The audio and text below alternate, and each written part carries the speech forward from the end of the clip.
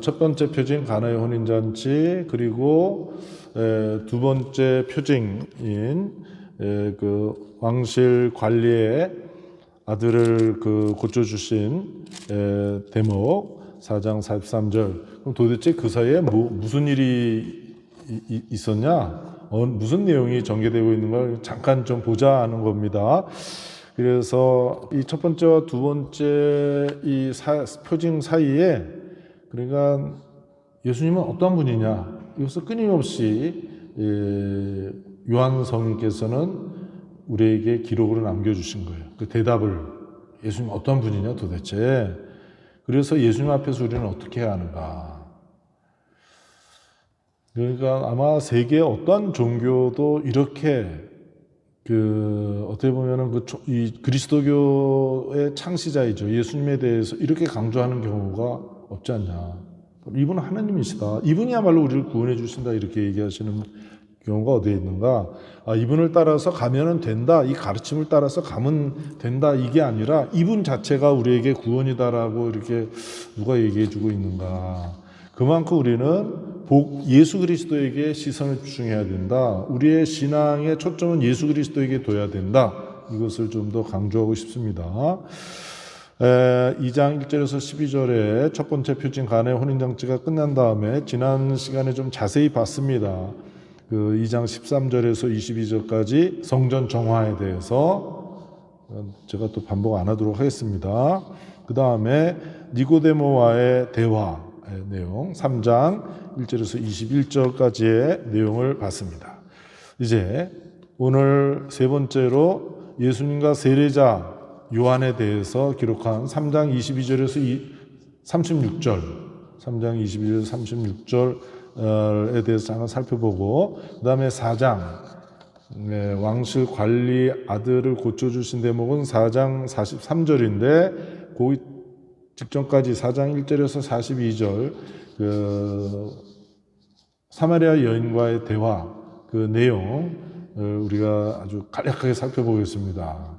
제가 가톨릭 영성 아카데미에, 그러니까 유튜브에 주숙 신부 영성 강좌 앞부분에 보면은 그 사마리아 여인과의 대화를 나름대로 강의한 곳이 있는데 여러분들 시간이 되시면은 한번 또 나름대로 찾아보십시오. 그런데 저는 또 오늘 새롭게 준비를 해와서 새로운 내용은 아니지만 여러분과 나누도록 하겠습니다. 자, 첫 번째 3장 22절에서 36절 이것도 읽으면은 시간이 너무 많이 가니까 그냥 그 중요한 대목을 보는 것으로서 좀 시간을 줄이도록 하겠습니다.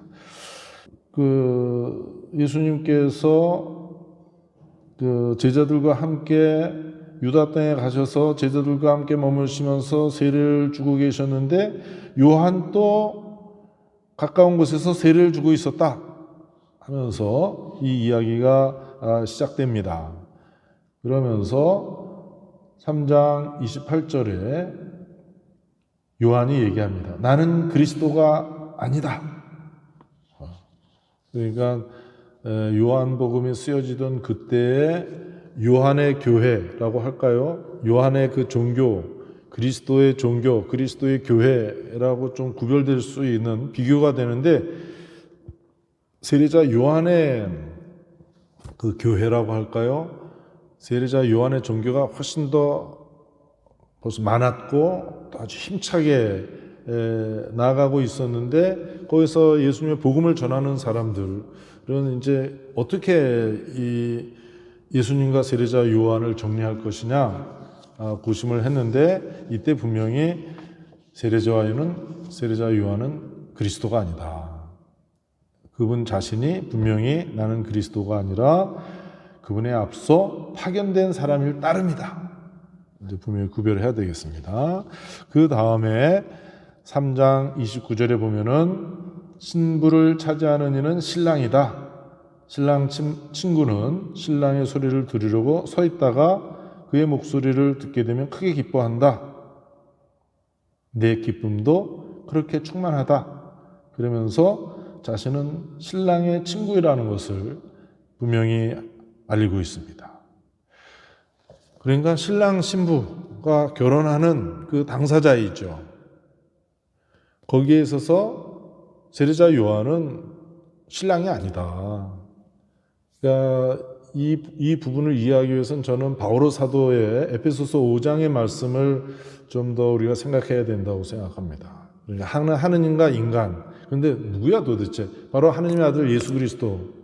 인간도 그냥 무조건 인간이 아니라 그래서 이분에 대해서 마음의 문을 열고 이분에 대해서 신앙 고백하는 그렇게 모여있는 사람들, 교회로 이렇게 좁혀지죠. 그러나 다 열려 있습니다. 폐쇄적이지 않고 열려 있는데 그 하느님과 인간 사이의 결합을 그것을 사람들에게 준비시키고 그것을 알리는 사명을 지니고 있는 신랑의 친구인 세례자 요한이다. 얘기하고 있습니다. 그러면서 위에서 오시는 분이라는 것을 분명히 얘기하고 있습니다. 위에서 오신 분 3장 31절에 그러면 저는 이제 여기서 3장 32절에 그분께서는 친히 보고 들으신 것을 증언하신다. 예수님께서 친히 무엇을 보셨어요? 하나님 아버지를 본 것이죠. 우리 인간이 얼마나 하나님 아버지를 많이 보고 싶어 합니까? 그러니까 이거 하나님 아버지를 보여주는 척 하면서 돈을 버는 종교 사기꾼들이 항상 많이 있습니다. 그러나 하느님 아버지를 보고 그분에게서 들은 것을 그분은 우리에게 말해 주실 수 있는 영원히 아버지와 함께 계시는 분이니까. 요한복음 1장 1절 2절에서 분명히 그것을 밝히기 시작했잖아요. 말씀은 하느님과 함께 계셨고 그분이 우리 사람이 되시고 우리 가운데 머무시는 그분. 그래서 그분은 친히 보고 들으신 것을 증언하신다. 그러니까 우리는 그분의 모습을 보고 그분께 귀를 기울이는 것입니다. 예수 그리스도에 대해서.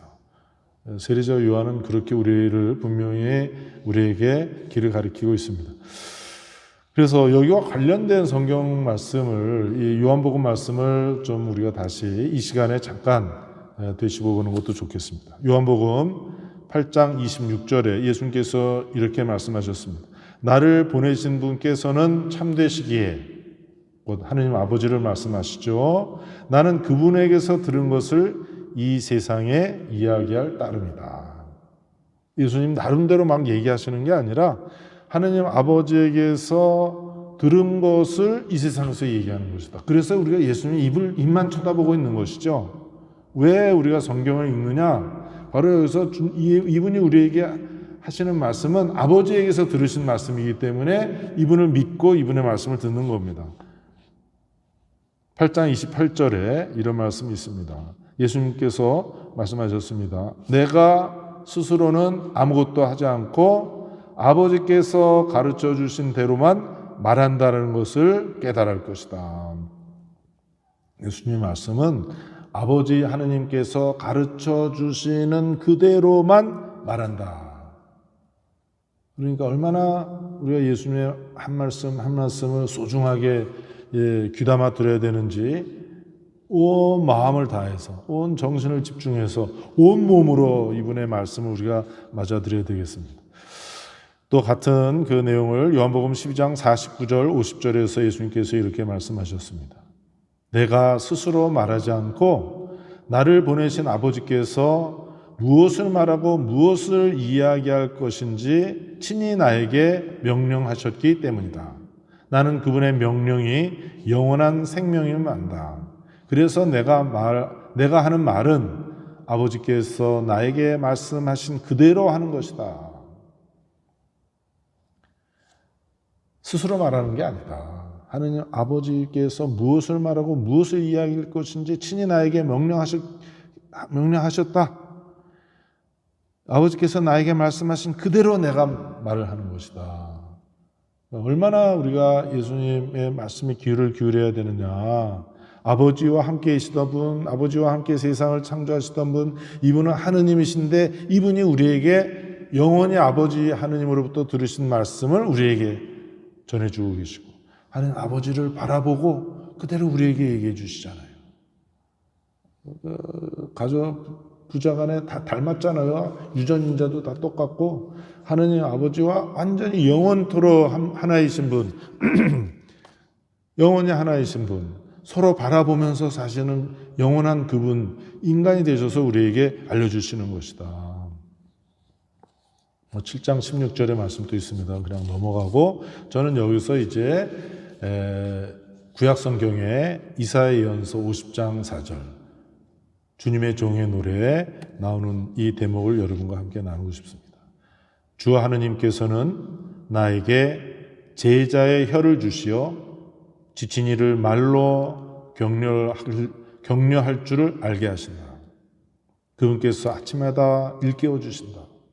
내 귀를 일깨워 주시어 내가 제자들처럼 듣게 하신다. 아주 아름다운 말씀이에요. 그러니까 이 구약성경 이사야 예언서를 들으면서 오늘 주님 앞에서, 예수 그리스도 앞에서, 이분이 나를 아침마다 일깨워 주시면서 내가 제자들처럼 듣게 하신다. 그냥 무슨 주식 정보 듣듯이, 그냥 뉴스 듣듯이, 연예가 뉴스 듣듯이 그냥 이렇게 하고 넘어가는 게 아니라, 정말 예수님의 그 제자로서, 하느님의 제자로서 그분의 말씀을 듣고, 그래서 이 말씀으로 지친 사람들을 격려할 줄 알게 하는 것이다. 요즘에 코로나 바이러스로 말미암아 얼마나 많은 사람들이 힘들게 살고 있는가. 어디 있어요?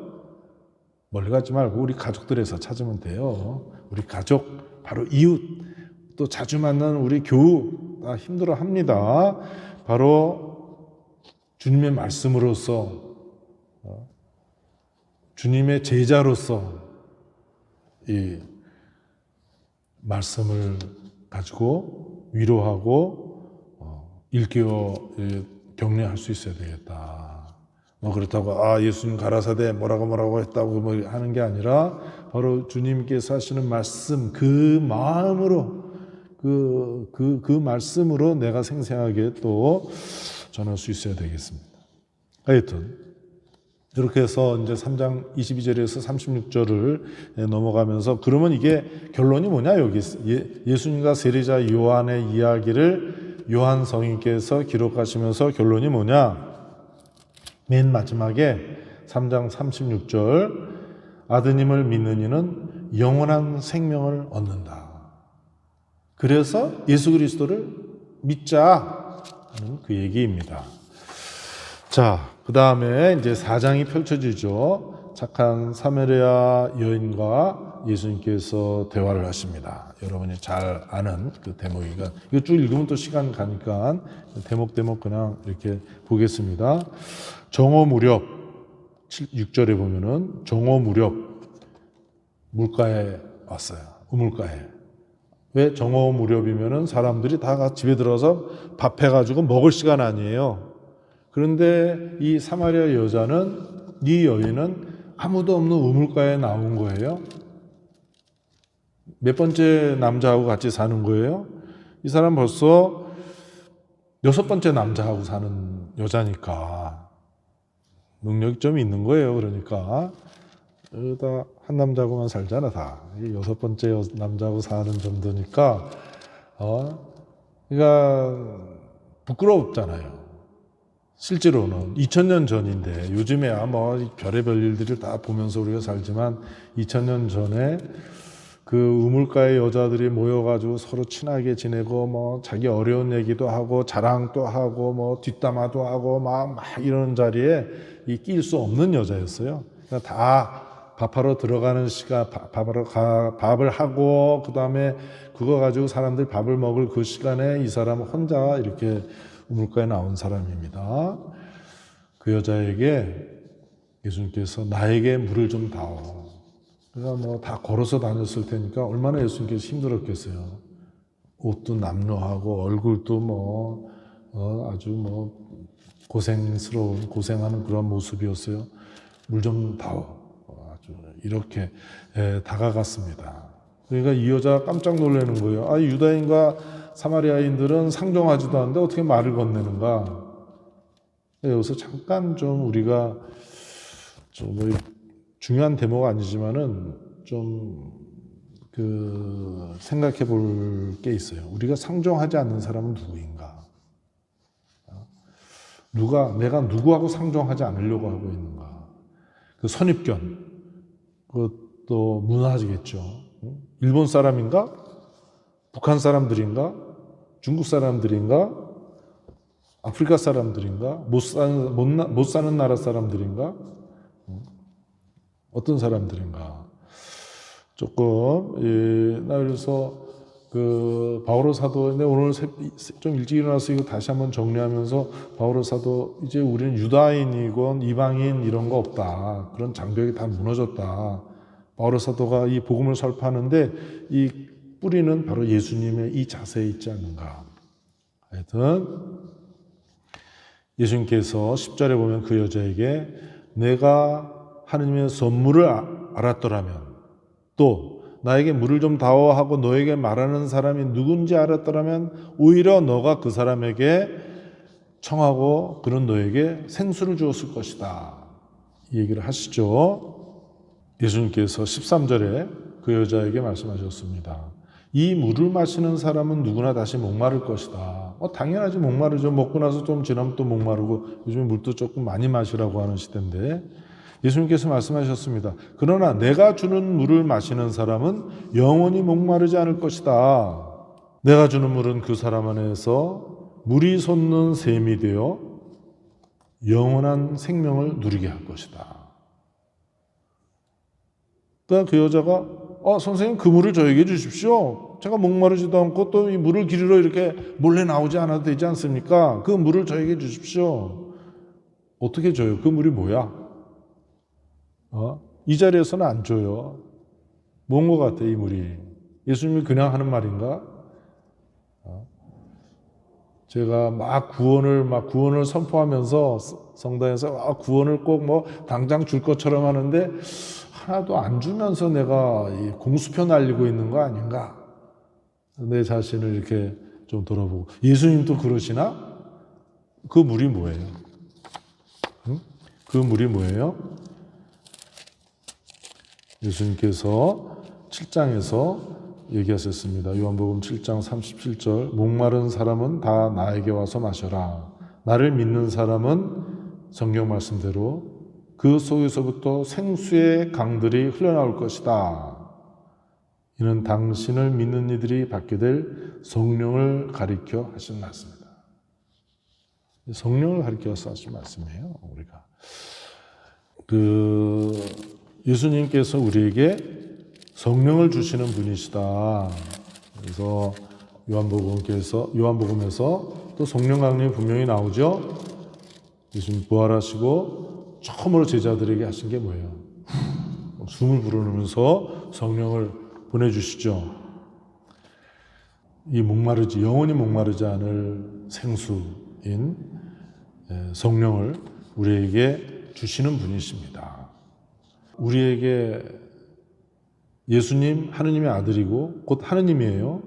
그런데 이제 이분께서 하느님 아버지의 뜻에 충실하면서 이제 하느님이신 성령, 신비로운 삼위일체 안에서 그 성령을 우리에게 주시겠다. 영원히 목마르지 않을 영원한 생명을 누리게 할 물이 솟는 샘으로 우리에게 성령을 주시겠다고 이렇게 말씀하십니다.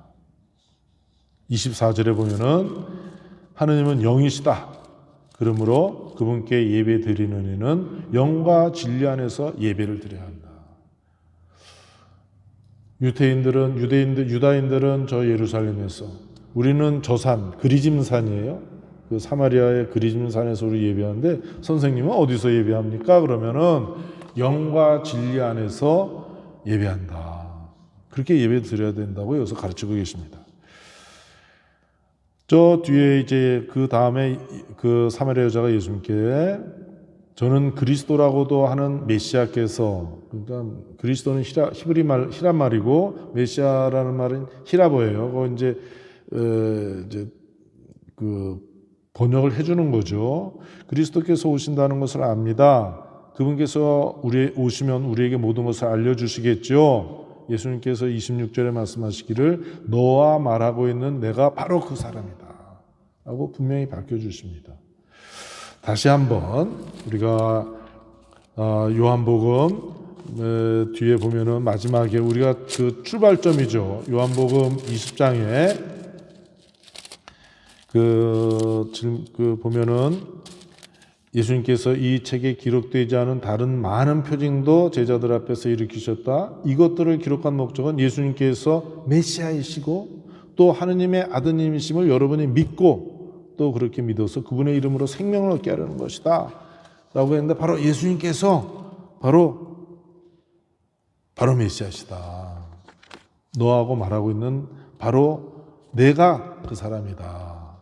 예수님이 도대체 어떤 분이시냐. 그러니까 첫 번째 표징, 두 번째 표징 그 사이에서 계속 이 이야기를 끼워 넣으면서 바로 예수님이 바로 이브라임 분이시다. 우리에게 영원히 목마르지 않을 생수를 주시는.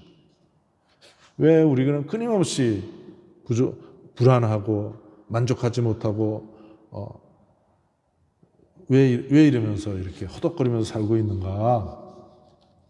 우리를 채워줄, 말 타면 종 부리고 싶다고 욕심이 끝이 없잖아요. 이건 나쁜 것도 아니에요. 우리가 하느님을 그리워하고 있다는 표시죠. 하느님을 만나야지 이게 채워진다. 영원히 목마르지 않을 생수, 그 성령을 우리에게 보내주시는 것이다.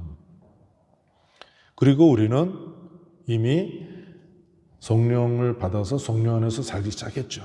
우리가 성령의 힘입어 하나님을 아빠 아버지라고 부릅니다. 우리 주님의 기도 하잖아요. 모여서 어떻게 하나님을 아빠 아버지라고 매번 해. 못 모르고 성당에 끌려와서 남의 아버지 그러니까 나도 한번 아버지하고 안 나올 수는 있지. 근데 어떻게 우리가 계속 오냐고요. 성령께서 오셔서 우리가 하나님을 아빠 아버지라고 부를 수 있도록 부르고 있지 않냐.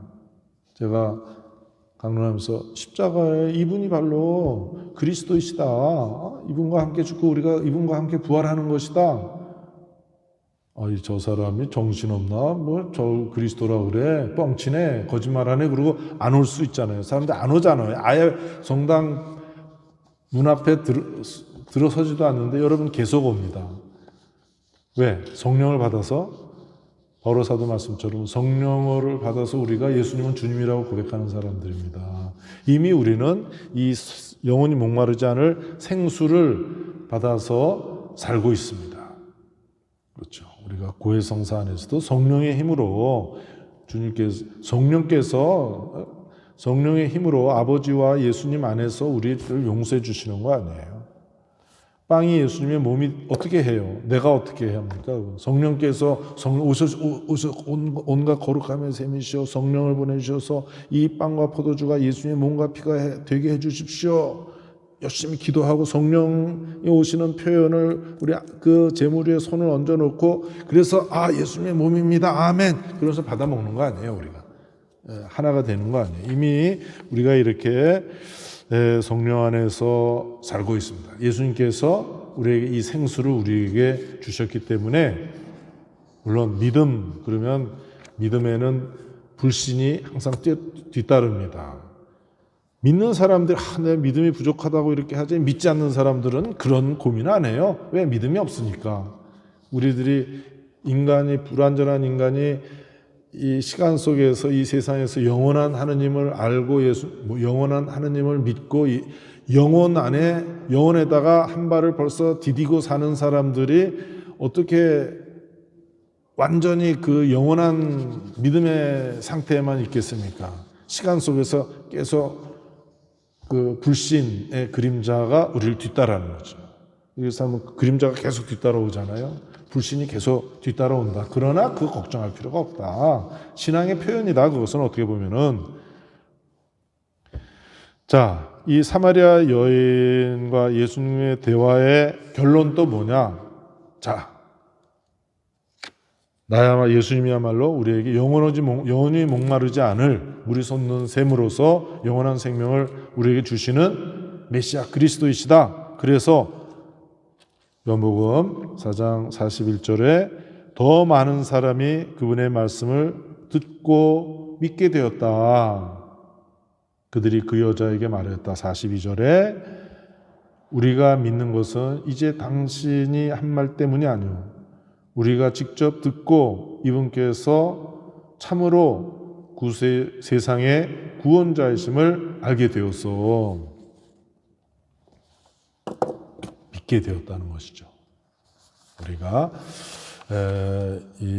이렇게 하면서 이제 왕실 관리의 아들을 살리시는 두 번째 표징으로 들어갑니다.